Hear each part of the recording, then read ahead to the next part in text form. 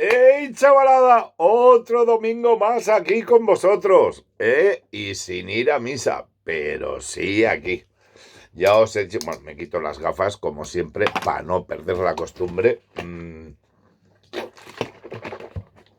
Beberé un poquito de agua y bueno, primero saludaros, daros las gracias a todos. Joder, me trabo, pero ya sabéis, esto continúa. A todos porque he conseguido pasar ya de los 100.000. No me digáis, soy el 101, no, porque ahí pone 100, pero hay unos pocos más de 100.000 ya. Lo logramos a principio de enero, así que de puta madre, muchas gracias por seguirme. Y bueno, no quiero anunciar nada, pero ya lo dije de principio que cuando esto empezara a funcionar un poquito y que como ya estaba monetizando, que a la que cogiera 2 pesetas, bueno, 2 duros, 2 euros, invertiría en el canal. Y entonces este mes espero coger 4 pesetillas, bueno, 4 euros. Y entonces voy a comprarme una cámara para no hacerlo desde el móvil y un ordenador. Y entonces intentaré hacer unos vídeos igual que ahora, pero pues con un poquito mejor de imagen y que pueda meter a mejor alguna edición, que tengo unas cuantas ideas. No quiero hablaros porque si no, luego me pasa lo mismo, que me tiro 5 minutos hablando antes de meter la anécdota de hoy. Entonces, primero cuento la anécdota, si luego me sobra tiempo, explicaré un poquito de qué va a ir. Venga, chicos, hoy empiezo leyendo porque os voy a leer una reflexión que hice antes de escribir el libro Confesiones de un gángster de Barcelona. Digo escribir, pero lo escribió Lluc, mi amigo Lluc Oliveras, que siempre está puesto aquí, siempre lo llevo conmigo. Esta serie de novelas las hicimos juntos, gracias a él empecé a hacerlo. Él era escritor y fue el que me apoyó al máximo. Ahora cada vez que leo cosas veo el gran trabajo que hizo o que hicimos y pudimos sacar, yo creo que una novela de cojones. Así que venga, ahora os voy a leer, no os voy a leer ni el prólogo, que es de Andrés Calamaro. También tengo cosas que me dicen mis amigos, pero quiero leeros una pequeña reflexión, una pequeña reflexión que está al principio, antes de empezar. Todos hemos sido jóvenes, todos hemos creído en alguna ocasión que somos invencibles, eternos, que nada puede sucedernos, pero sobre todo hemos cometido errores en el transcurso de nuestra vida. Quizá, y solo quizá, quien es capaz de darse cuenta de su forma de actuar y dar un giro inesperado a su propia situación puede afirmar con voz firme y segura que ha dado un nuevo paso en su mundo interior. Esto no quiere decir que con todo esto hemos dado, o yo en mi caso di un paso hacia la reinserción. Eso es mucho más difícil, pero sí que di un paso. Todas las cosas malas que te pasan, ¿vale? Creo que te convierten en mejor persona. Pensar que en fin de año tuve que enterrar a mi padre, que se me murió el día 30. Entonces hay que seguir viviendo y de todo se aprende. Las personas sabemos que desde que empezamos a vivir, empezamos a morir. Mi padre murió mayor y peleando durante 3 años con un cáncer. Entonces pues ha pasado lo que mejor podía pasar. Ley de vida. Había vivido todo lo que tenía que vivir y ya no le quedaban fuerzas para seguir viviendo. Entonces, pues venga, hay que seguir para adelante y ya os he dicho, vamos a hacer esto. He querido empezar con esta reflexión de Confesiones de un gángster de Barcelona porque la anécdota que os voy a explicar, porque me pedís mucho, es sobre bandas. Vale, bandas encima de cárcel. Sí, no voy a... Digo chuleta porque es es sin gafas ya no puedo leer. Mierda. Trifulca entre bandas, es en Confesiones de un gángster de Barcelona. El capítulo Trifulcas entre bandas es el que yo voy a explicar en formato real, ¿vale? Bueno, pues sería por el año 85-86, cuarta galería, multireincidentes, unas 800 personas, 400 largos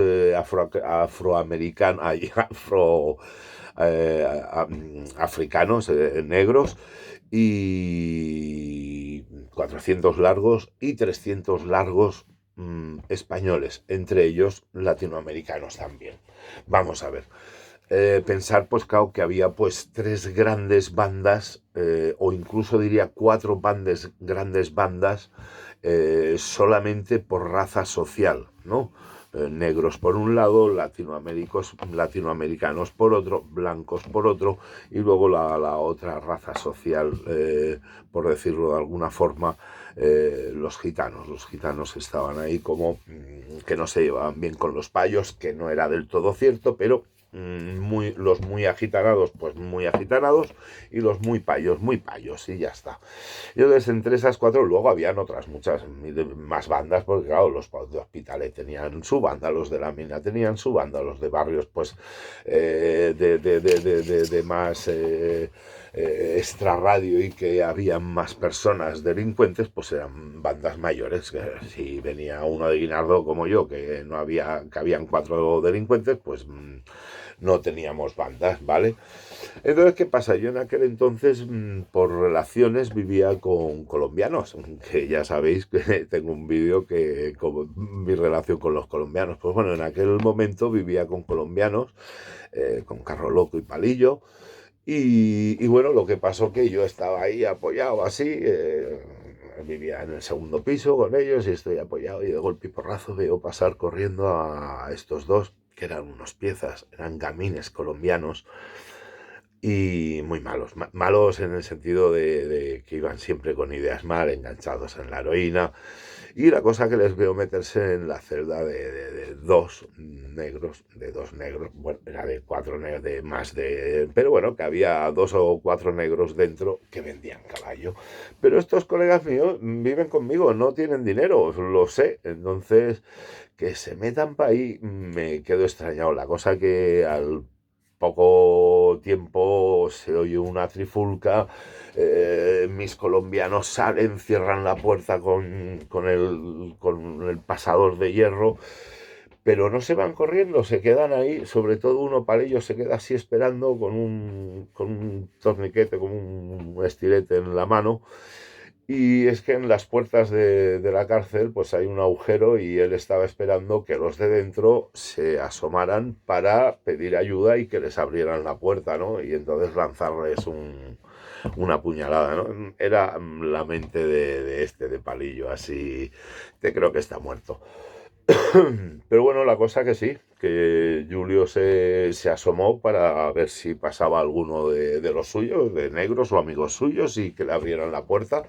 Y claro, les tiró el estilete para allí, le metió aquí, no le metió en el ojo de milagro, pero le hizo daño. Bueno, la cosa que se fueron entonces corriendo para mi celda, claro, pero pasaban así por detrás mío corriendo.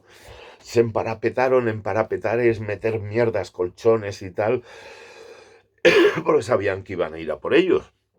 Pero bueno, el caballo es así, ellos les robaron el caballo, se fueron ahí a picarse, y mientras llegaban, pues ya está, ¿no?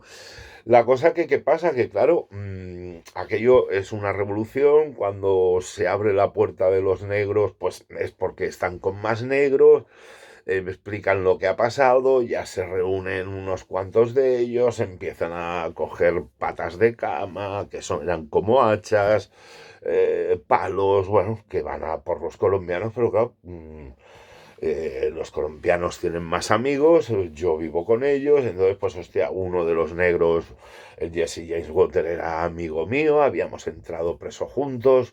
Intento pararlos, de dónde va, ves tú lo que nos han hecho. La verdad que es que tenían toda la razón, pero si dejábamos entrar a esos negros que eran de 2 metros, el Jesse James Water era 1,96 m de Chicago, era una mole. El Julio era de 2 metros, nigeriano, una pasada. Entonces, claro, si los cogen en la celda donde se habían atrincherado los dos colombianos que eran de 1,60 m, los matan. Entonces, claro, nosotros lo que intentamos es que no les pillaran ahí, entonces los intentábamos parar. Tú quédate como estaban los otros, que los dos colombianos, Carro Loco y Palillo, desde la celda les lanzaban botes de Nescafé y botes de azúcar a los negros, tía puta, ¿me entiendes? Que claro que para que no se acercaran, pero a la vez era como diciendo que aquí estamos, cabrones, ¿me entiendes? Bueno, la cosa que, para no liarla mucho, porque claro, imagínate, esto eran las 7 o las 8 de la tarde, los funcionarios estaban en la otra punta, no se habían dado cuenta, pero si seguíamos así, sí se darían cuenta. Entonces llegamos a un acuerdo entre todos los que estábamos ahí apoyando a los colombianos en el sentido de que no les mataran ahí, que se pactara la pelea abajo, en la planta, en amplio, ¿me entiendes? Entonces eran a los 4 negros que les había robado y los dos colombianos que se pelearan, pero en abierto, no en una celda cerrada, ¿no? Y entonces los 4 de negros, sí, sí, pero venga, que bajen. Y sí, sí, sí.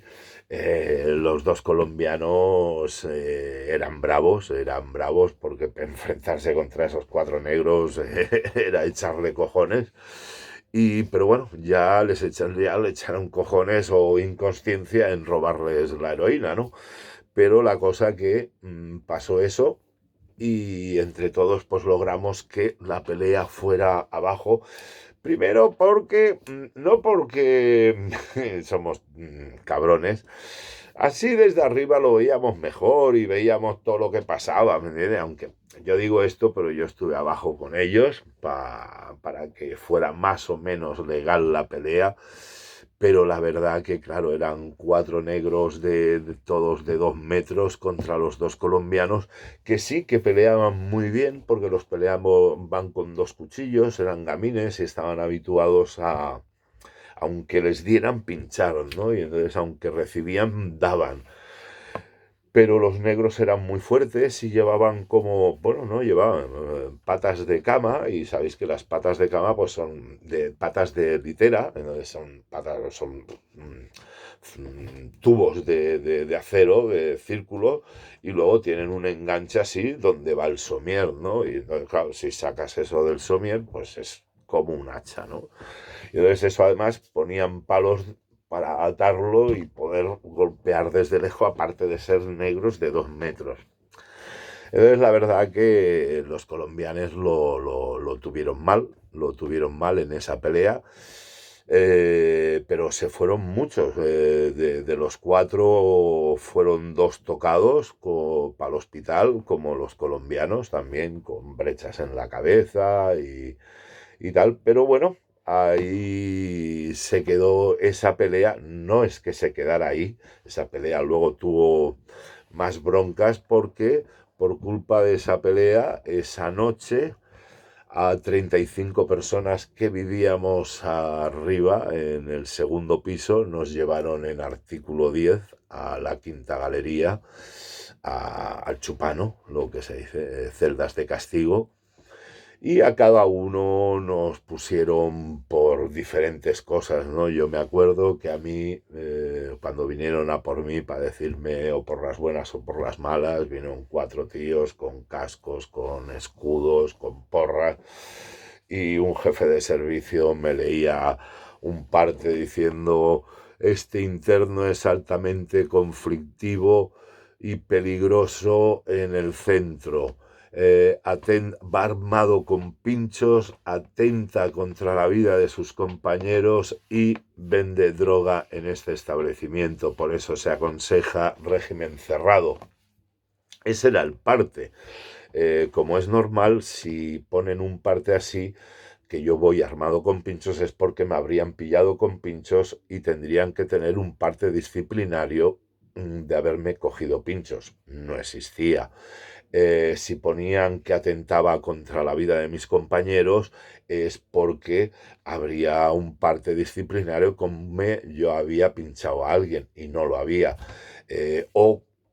Si ponían que vendía droga en el establecimiento, pues sería porque me habrían pillado vendiendo droga y tendrían un parte disciplinario por eso y cada parte hubiera ido a pagar al chupano, ¿no? A la celda de castigo, pero no era así. Todo venía pues por la mierda que es la justicia, igual que es mala. Mira, se ha caído la foto de los artistas, pero bueno, ¿qué más da? Lo tengo pegado ahí con celo. Todo eso lo iré haciendo, mejorando. La cosa está en eso, que después de esa bronca nos llevaron a todos para la quinta. Y luego allí tuvimos más broncas, por supuesto, pero en la quinta ya sabéis que es es estar preso dentro de la cárcel. Bueno, chavales, no quiero hacerme muy largo. En sí ya os he dicho, el principio, que sí, como desde agosto empecé a hacerlo bien y continuado, he ido mejorando, hemos llegado a los 100.000, empiezo a cobrar un poquito y este mes lo invertiré en vosotros para que tengáis mejores vídeos. Un abrazo y un beso para todas. Chao.